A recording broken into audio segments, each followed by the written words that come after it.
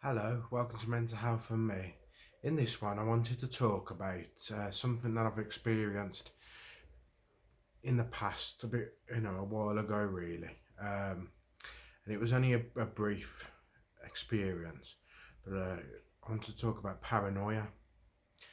And I consider myself very fortunate that my paranoia lasted 6 weeks to 2 months back in, where would we have been? About 2017 now, something like that. I can just realise I can sit it back on my head. um, and yeah, it was the most intense, frightening, just sort of surreal period of my life. My paranoia was triggered by a an error in my medication, a mistake. Something that was called a paradoxical effect. I've mentioned it in previous videos. And basically, it left me um, petrified about random things. It's like I was one of the things that kept me up for a couple of the weeks was that I was going to stab my mum while I slept walk. And I mean, how that thought come about, I've no idea. It's not something I'd ever considered in my life before. Um, and I was adamant that this was going to happen, and I was petrified of sleeping. I didn't know what to do. I was, wanting to lock myself in my room when I slept and things. Um, Another thing was um, I was adamant that the police were going to come and arrest me. I was just sweating constantly all day, every day. And this was in November, December, probably going into January, so it wasn't the warmest time of year. And I can remember walking to the shops to buy a Christmas card for my mum and my dad, and I was absolutely soaked, drenched through, just from sweating from anxiety. And I can remember sitting in my aunt's house talking, and I just felt sick. In that period, I lost over a stone really in weight. I was just too scared to eat. And some of the things I'd do, I'd be in the bath and I'd hear a car noise and I'd think, is that the police outside? And then like when I'd lock the door at night, I'd make sure the key was in at a certain angle so people couldn't break into my house and frame me for things. And then I was convinced that if I was thinking that the police are going to come and get me and arrest me, I'm telepathically sending them a message and they are going to come and arrest me. The one night I can remember going downstairs because I convinced myself that if I touched the wall so many times I'd be okay. And I can genuinely remember standing in my kitchen just touching the wall. Just touching the wall. I think it was 90 something, a random number like 97 or 100 times touched the wall.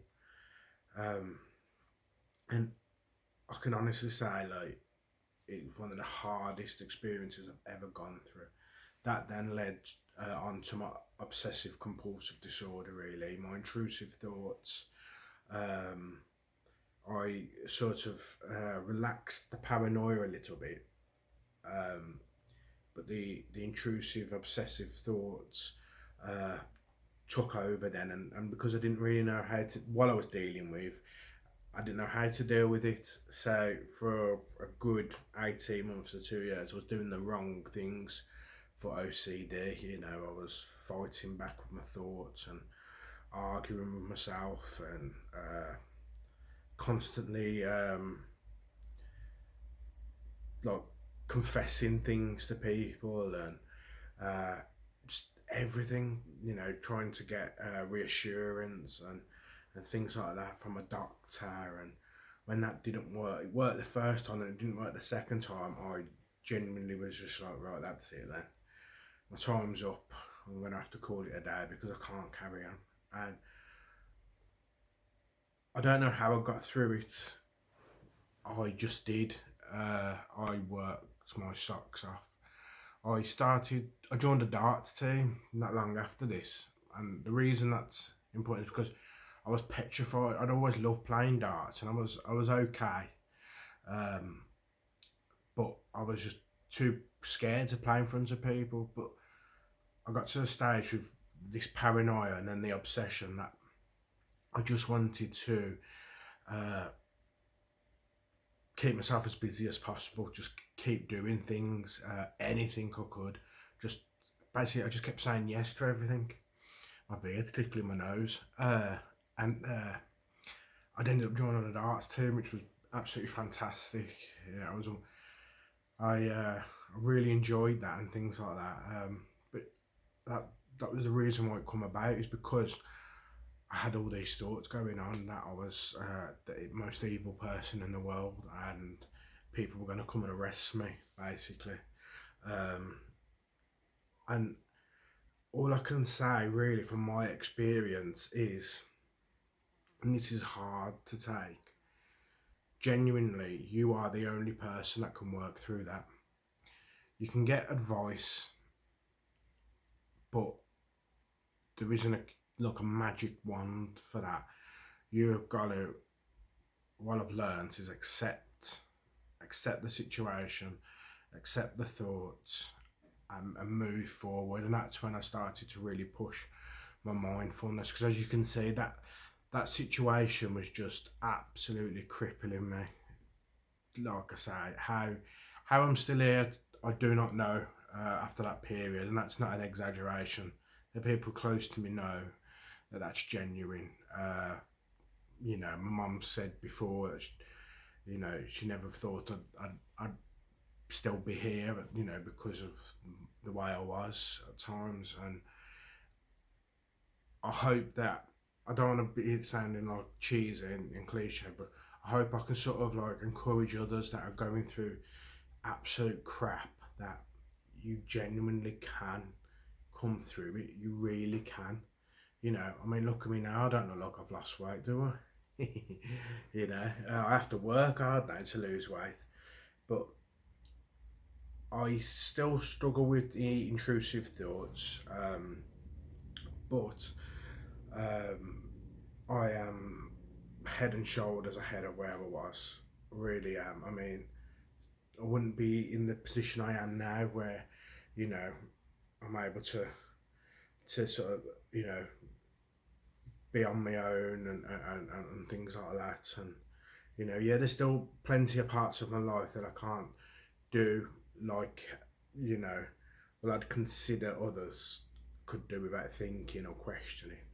I do struggle to go places on my own and things like that.